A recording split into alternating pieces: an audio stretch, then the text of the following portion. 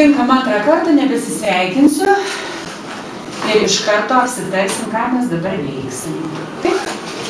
Taigi, pirmiausia, remdamiesi namų darbais pasikartosime mechaninio darbo turinį, o paskui išsiaiškinę naują medžiagą, trupučiuką padirbėję poromis, įtvirtinsime ją.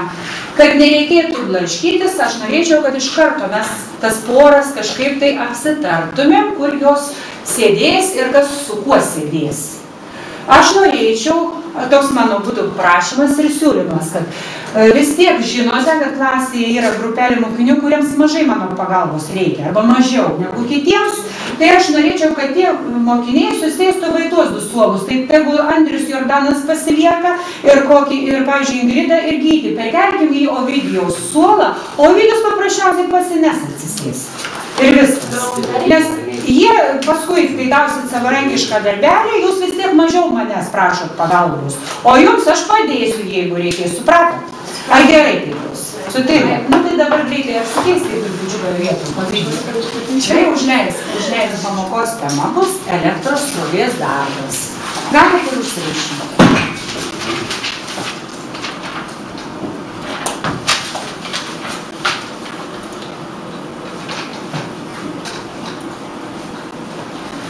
Taigi, kaip ir minėjau, ką mes darysime šiandien, dar kartą kartuojam, pasikartosim mechaninio darbo turinį, pagrindinės elektros srovės sąvokas ir išmoksime, sužinosime, kaip reikia apskaičiuoti elektros srovės darbą. Ir paskui, pasidarbavę poromis, mes mokėsime, kaip spręsti uždavinius reikia. Na, o dabar, kaip minėjau, pradėsime nuo namų darbų. Taigi, kaip apibūdinamas darbas mechanikoje? Kelkit rankas, jeigu, pavyzdžiui, žinot ir norit pasireikšti. Prašau, Andriu. Mechaninis darbas yra tam tikros jėgos veikiamo kūno judėjimo procesas. Galima tai pasakyti, vadinasi, kaip reikia suprasti, kad mechaninis darbas yra atliekamas veikiant jėgoms. Taip? Ir dar koks vienas būdas ir bruožas pagrindinis yra, kad ne tik jėgos turi veikti kūną. Bet ir pats kūnas? Ir kūnas turi ką padaryti, Ingrida? Judėti, nueiti, kitaip sakant, teisingai pasakyti iki galo. Nueiti tam tikrą atstumą. Kitas? Ar atliekate mechaninį darbą? Neišreiškite nieko tokio, jūs galite toliau lygybę prasitęsti ir pasirašyti. Bet tai nereiškia, kad jūs blogai atlikot kažką. Tai paprasčiausiai nedabaigėte. Taip? 5 visus 8. Na, kas surinkot vis jau baiginėje? 3 mokiniai, 4. Nu, kas 4? Tos pamokos aiškinimai. Mūsų pamoka buvo, uždavinys buvo išsiaiškinti, kaip apskaičiuojamas elektros srovės darbas. Taigi, aš čia greitai jums parodau, jau jums žinomas taisyklės. Taip, viskas aišku čia. Žinoma formą, lieka tik tai, ką padaryti. Rodiklę matot, užsirašykite sąsiuvinukus dabar, užsirašykite šitą formulytę.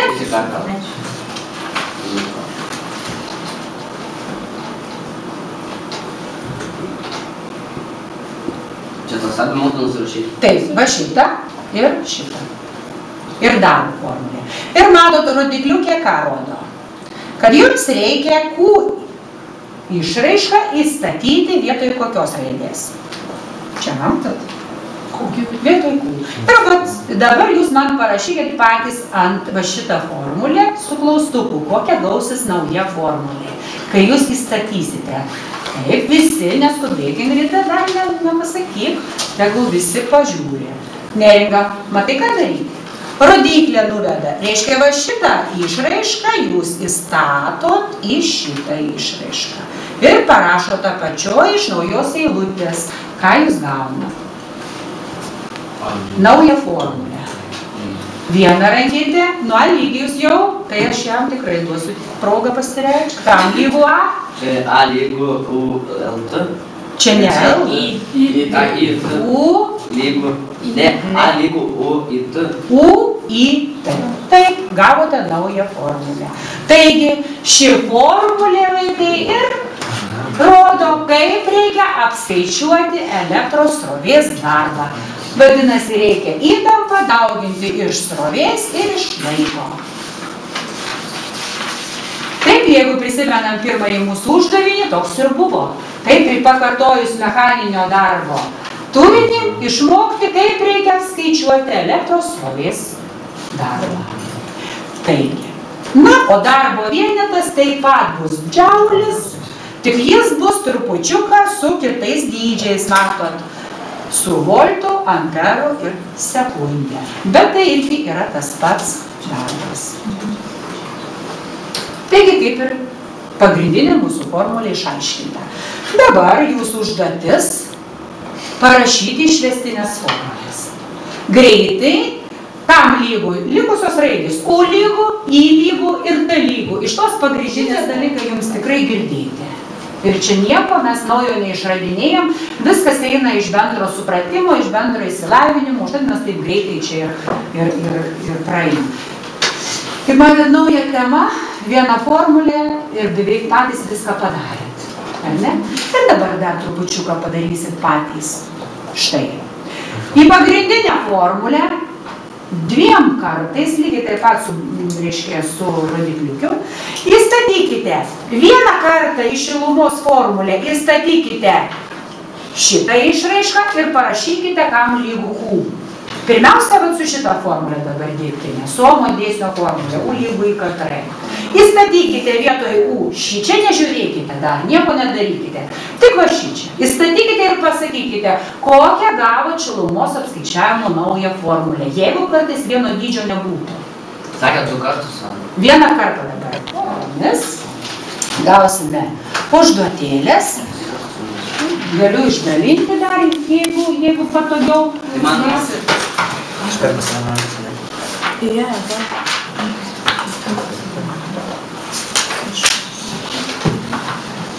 Skaičiuotuvus turit?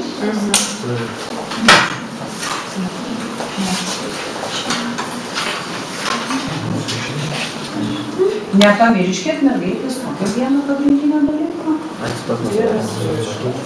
Viena teisingai, nereikia teisingai.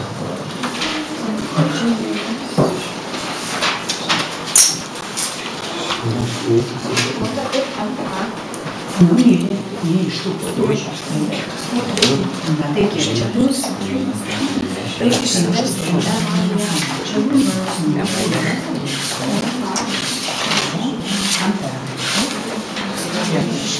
kas buvo?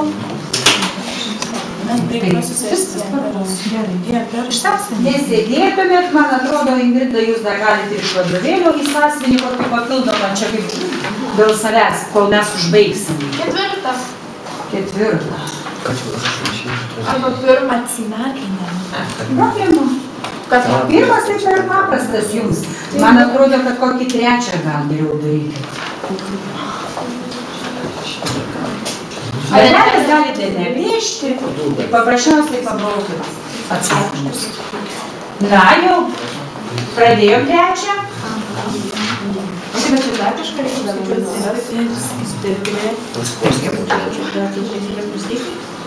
reikia rasti kiekį, o nestipriai. 360 džaulių. Kas padarė teisingai, pakelkit rankas. Arba, jeigu kas nepadarėte, buvo kiek? 4800 džaulių, bet aš prašiau jūsų parašyti su priešdėliais.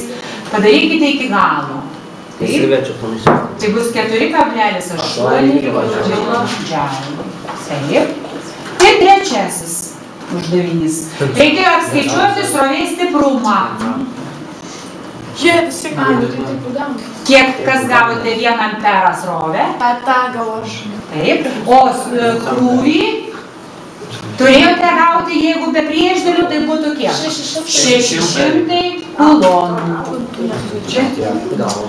Taip. Kas dar nepabaigė šito trečio dalyko? Na, tai pabaigė. Geriausiai sekėsi, kas neaišku dar buvo, kur dar reikėtų mums padirbėti klasėje ties kokiom sąvokom. Čia motė to, parašyta. Taip, į lapelį. Man surašyti, galite vardą užrašyti, kad aš žinočiau, kur kampas. Bet taip jau užrašykit, kad tikrai kur jum. Čia dabar į sąsiuvinį? Į lapelį. Gausim 10. Gausit, jeigu kitą pamoką taip pat gražiai dirbsit ir išmoksit, ką šiandien išsiaiškinome, tai tikrai gausit.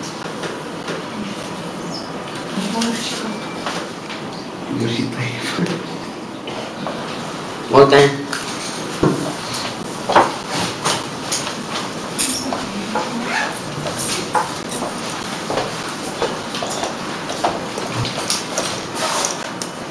Na ir dabar jau galėsime užsirašyti namų darbą. Kadangi labai gerai dirbote, tai aš manau, kad šitas dvi užduotys, 10 užduotis yra visiems, o 11 užduotį, tai aš norėčiau, kad būtinai padarytų mūsų 4 draugai šitie prie lango. O jums pamėginti reikia. Nes ten bus vėl kartojimo formulė apie naudingumo koeficientą šiek tiek. Aha. Jums tai būtinai reikia padaryti šitą užduotį.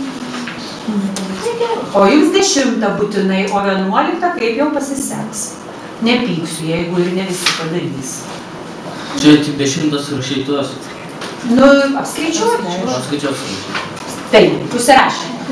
Gerai. Tai jeigu dabar sugrįžtume vėl į mūsų pradžią, aš greitai uždėsiu daugiau, ar mažiau supratom, bet uždaviniai abu kaip ir įvykdyti.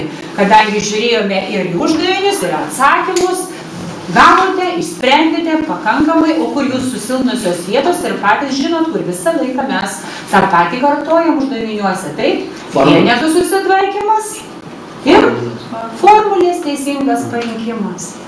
Ir aš manau, kad tuo taip pabaigsime. Ačiū jums už pamoką, už dalyvavimą ir galite dabar pailsėti.